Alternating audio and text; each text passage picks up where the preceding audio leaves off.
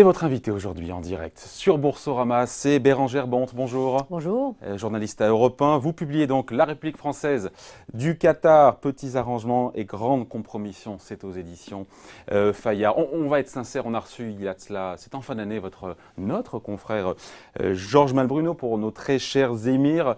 Vous n'êtes pas un peu déçu, énervé qui vous ait grillé la politesse, c'est le risque du métier. En même temps, c'est pas le même livre non plus, évidemment. Mais ouais, c'est pas le même livre. Oui, il a enquêté lui aussi. Hein. Non, mais bien sûr, non. Mais ce que je veux dire, c'est que moi, j'ai vraiment, mon livre finalement est sans doute davantage sur la classe politique française que sur le Qatar. Ouais. Notre très cher émirs, qui est un formidable bouquin que je recommande à vos téléspectateurs, mais est un bouquin sur les Émirats, oui. Avec effectivement également cette relation, bien sûr, politique entre les Français et les Qataris. Alors, j'avais cru comprendre que depuis la nomination d'un nouvel ambassadeur du Qatar en France, je ne sais pas si c'est 2012 ou 2013. 2013, et puis ça vient de rechanger, à vrai dire. Et voilà, et j'ai cru comprendre que la distribution de cash, Noël toute l'année, c'était fini. Alors, c'est une pratique qui est révolue. On va rentrer dans le détail après de ce qui...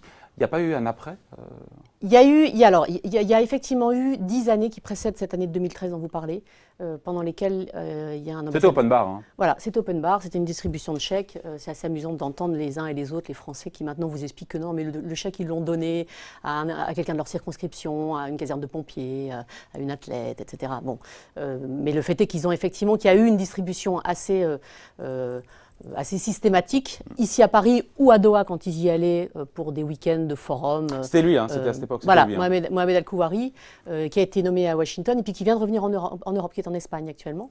Et celui qui lui a succédé était à peu près ce qu'on peut imaginer de plus opposé, c'est-à-dire beaucoup plus low profile. Parce qu'ils ont réalisé en fait le Qatar que c'était contre-productif. Oui, alors ce qui est assez intéressant, c'est que finalement les relations entre deux pays sont toujours vraiment liées aux personnalités qui les gouvernent. Et l'époque de Mohamed Al-Kouari, c'est également celle de Nicolas Sarkozy en France, c'est également celle d'un émir qui était beaucoup plus actif, d'un Premier ministre qui était, disons-le, un peu mégalo. Et tout ça fonctionnait assez bien. Et donc on était dans un activisme et diplomatique et économique et quelque chose de très bling-bling.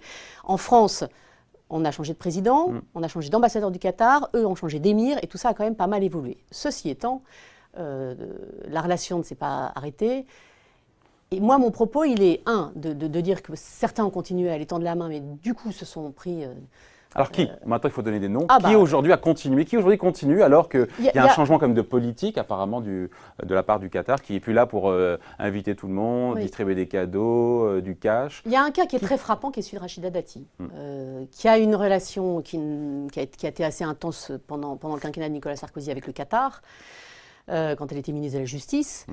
Aujourd'hui, elle est députée européenne, maire du 7e arrondissement, et est-ce elle est allée demander, pendant 6 mois, elle est allée demander à l'ambassadeur du Qatar, via l'ambassadeur du Qatar, au fonds souverain qatari finalement. 400 000 €, c'est pas cette somme? Voilà, c'est une somme qui... Mais qui était destinée pour une association? Pas du tout, pas du tout, justement. Elle a réussi pendant 6 mois à faire croire ça.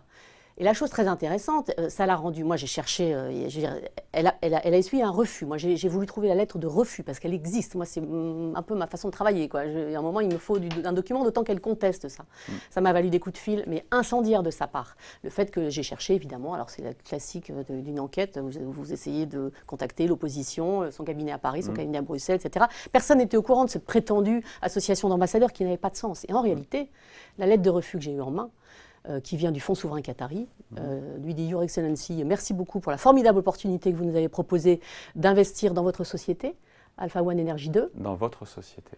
C'est une société que j'ai trouvée enregistrée au Luxembourg, qui est une société de placement, pour laquelle le responsable du Fonds souverain qatari lui dit « N'hésitez pas à nous avertir de votre prochaine augmentation de capital que nous examinerons avec beaucoup d'intérêt. » C'est pour la forme, ça. Voilà, donc elle n'a pas eu un centime des Qataris sur ce coup-là. Moi, j'ai vu le document.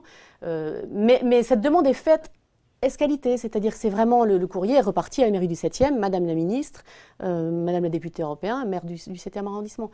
Et ça pose quand même sérieusement des questions sur ensuite, je veux dire, comment voulez-vous gérer une relation politique sainement quand vous êtes dans ce type de rapport? Ça, c'est pour les cas les plus... Au-delà de Rachida Dati, quels sont les politiques les plus éminents qui aujourd'hui qui vont encore à la soupe? Parce qu'ils n'ont pas compris, les politiques français, je ne sais pas, à vous de me dire, ils semblent ne pas avoir bien assimilé qu'il y a un changement de politique de la part du Qatar sur ce point-là. Il y a un changement... Moins de prodigalité. Bien sûr. Le propos, il est aussi que tout ce passé a créé des obligés en France. Et c'est l'époque Al-Kouari, du nom de cet ambassadeur, a créé une classe politique aujourd'hui. Chez les parlementaires, ils sont à peu près tous, je n'ai pas fait de calcul de pourcentage, mais une immense majorité des parlementaires d'aujourd'hui sont allés au Qatar, à la piscine, comme j'ai dit, dans des week-ends. Encore aujourd'hui à l'hôtel. Ça s'est beaucoup calmé. Mais aujourd'hui, quand il s'agit de poser des questions sur la convention fiscale internationale entre la France et le Qatar... Alors, convention, il faut rappeler, mise en place par Nicolas Sarkozy. Oui, non. Là non plus. C'est ce qu'on croit. Ah. C'est ce que la gauche a beaucoup dit. C'est pas vrai, ça, c'est pas En Nicolas réalité, Sarkozy elle date de 93. Elle date de 93, cette mais elle a été convention élargie fiscale. au Qatar. Elle a été élargie, mais elle est déjà extrêmement Elle avantageuse. existait pour les Émirats Arabes Unis. Il y a plus d'une centaine de conventions fiscales. Et le Qatar n'était pas dedans. Il faut expliquer que, en gros, zéro imposition sur Alors, les ce sont des exonérations qui qui sont motivées par la volonté d'éviter les doubles impositions. Sauf qu'au Qatar, vous n'en payez quasiment pas des impôts. Eh bien oui, donc si on n'en paye pas en France et qu'on n'en paye pas au Qatar, on ne paye pas d'impôts. d'impôts du tout. Franchement, la France était un paradis fiscal pour le Qatar. Vraiment. Et la gauche qui a hurlé quand Nicolas Sarkozy a élargi les avantages pour le Qatar en 2008, elle n'est pas revenue dessus. On aurait pu imaginer qu'il se la pose, cette question. Et moi j'ai rencontré longuement la rapporteure au budget de l'Assemblée, qui est une femme assez courageuse, qui a été nommée rapporteure au budget, Valérie Rabault, en 2014, et qui depuis cette date n'a de cesse de demander à Bercy des comptes. Son propos, c'est de dire, essayons déjà de savoir ce qu'on perd, quel est le manque à gagner. Chiffré, on m'a donné quelques centaines de millions d'euros. Non, mais là aussi, attendez, il faut juste être précis. C'est flou. Oui, non, mais elle a mis des mois à avoir une réponse de Bercy, qui ne voulait pas répondre. Elle a mis des mois à faire valider un amendement à la loi de finances mais c'est comme Nicolas Sarkozy qui l'a bien élargi au Qatar. Oui, mais attendez, et donc elle a demandé quand même des comptes à Bercy, elle n'a jamais pu avoir de chiffres précis, ils lui ont fait une réponse hyper évasive, elle a fait, avec des cotes mal taillées, un calcul, elle me disait, si c'est 20 millions perdus par an, bon c'est beaucoup, mais voilà, si c'est 200 millions, c'est pas la même histoire. Ouais. Or, elle, dans ses calculs, elle arrive à 200 millions. C'est ça. Et évidemment que c'est problématique. Et là, il n'y a pas moyen de creuser, son quotidien à l'Assemblée, c'est dans les couloirs, Valérie, tu arrêtes. Valérie, tu arrêtes. On ne touche pas à cette convention. Et au nom de ça, d'ailleurs, on ne touche à aucune convention internationale. Et donc, je reviens à cette question, au-delà du cas Rachida Dati, quels sont aujourd'hui encore les plus éminents, les personnes politiques les plus en vue qui continuent à avoir ces comportements d'aller chercher d'aller à la soupe, quoi. Alors, il y a une histoire également, par exemple, au gouvernement avec Jean-Marie Le Guen. Ouais. Qui était secrétaire d'État en charge des relations avec le Parlement. Qui était en charge des relations avec le Parlement, ce qui lui permettait d'expliquer aux Qataris et à l'ambassadeur, je raconte la rencontre qui a lieu chez un communicant qui s'appelle Karim Ghelati en décembre 2015. Pour leur dire, donc là, décembre 2015, on est un mois après les attentats, 6 semaines après les attentats du Bataclan. Bravo pour le timing. Voilà, et puis pour leur expliquer qu'effectivement, si l'image du Qatar est quand même déplorable, accessoirement, elle était très droitière, cette image, parce que Nicolas Sarkozy était tout le temps en tribune au Parc des Princes et qu'ils avaient un gros déficit à gauche. Donc tout d'un coup, Jean-Marie Le Guen devenait utile. Et puis, entre le communicant, Jean-Marie Le Guen, c'est un dîner où vous retrouvez quelqu'un comme Olivier Spitakis, ancien directeur de l'AMNEF. Il y a comme ça une espèce d'étrange nébuleuse et de pression. Avec le message en creux de dire on peut vous aider. Pour avoir un peu de bonne volonté, image. On peut peut-être essayer de calmer un peu les ardeurs des députés qui posent trop de questions. Voilà. Et là aussi, alors Jean-Marie Le Guen a été entre guillemets déclassé, déplacé aussi au secrétariat d'État à la francophonie au moment du dernier remaniement. Il y a un lien. C'est pas impossible, franchement. Je veux dire, ils ont compris aussi l'équipe de alors c'était Manuel Valls, c'est un proche de Manuel Valls, hein, ça n'était pas, on le sait. C'est moins exposé politiquement comme ministère. Mais qui quémande? Ça reste toujours nos hommes politiques qui quémandent, parce que pendant longtemps, ils étaient sollicités, encore une fois, par l'émir, par les ambassadeurs.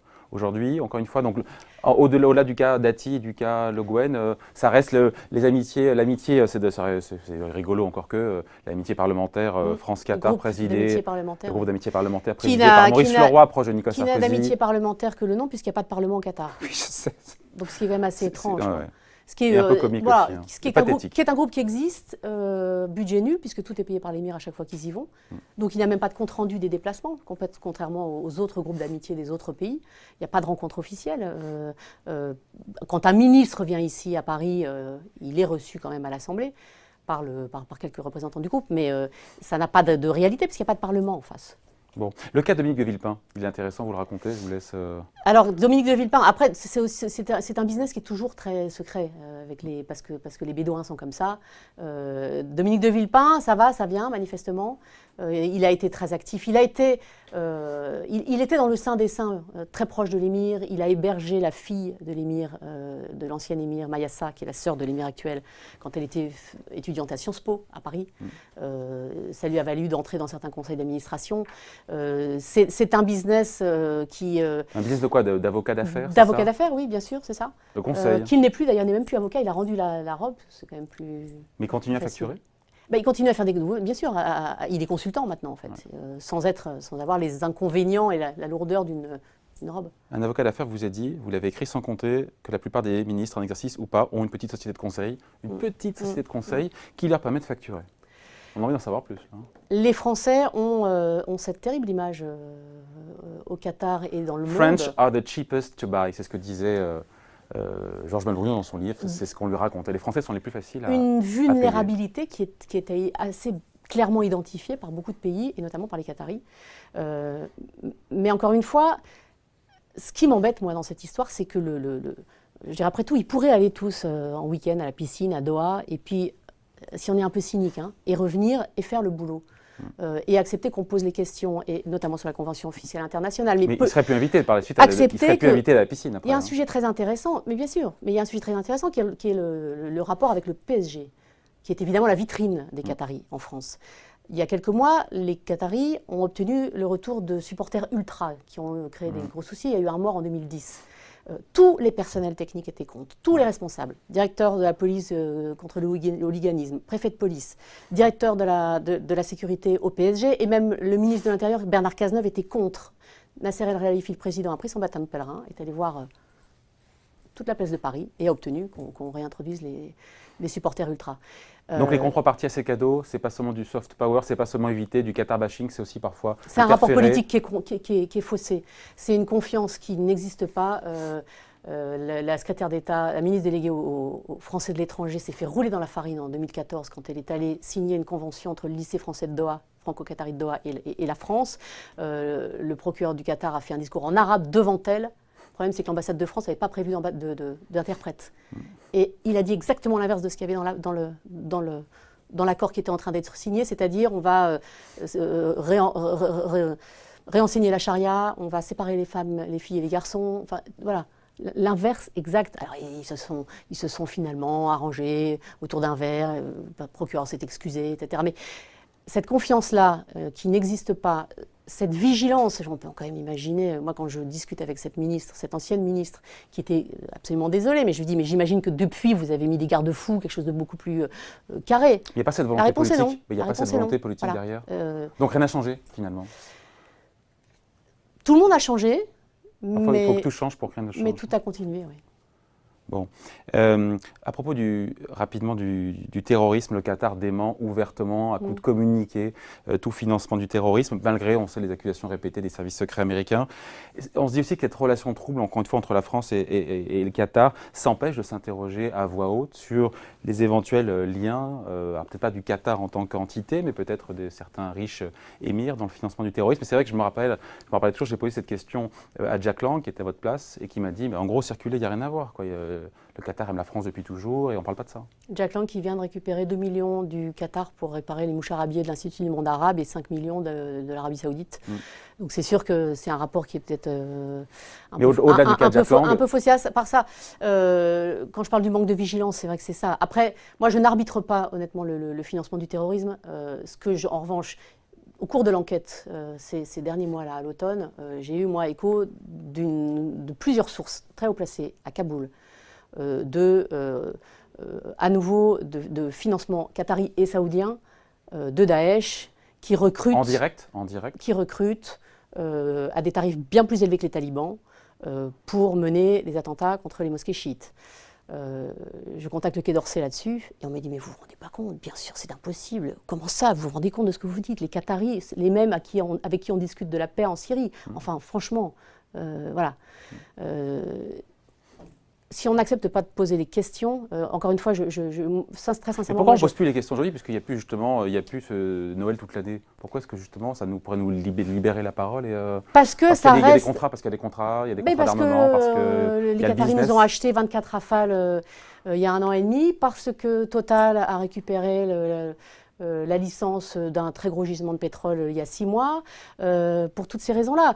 Après, ce n'est pas non plus un partenaire économique fondamental pour la France. Quand on entend d'ailleurs Mais que le quand Qatar même, rachète la France, eux, les dirigeants qataris, qu'est-ce qu'ils disent? Ils tendent à minimiser en disant mais on n'est que le 20e Non, mais investisseur dans l'Hexagone. les Qataris, eux, ils essaient de développer. Voilà, c'est un tout petit pays coincé entre l'Arabie Saoudite, l'Iran, qui essaie de survivre et qui sait bien qu'elle est très très vulnérable, qu'il est très très vulnérable.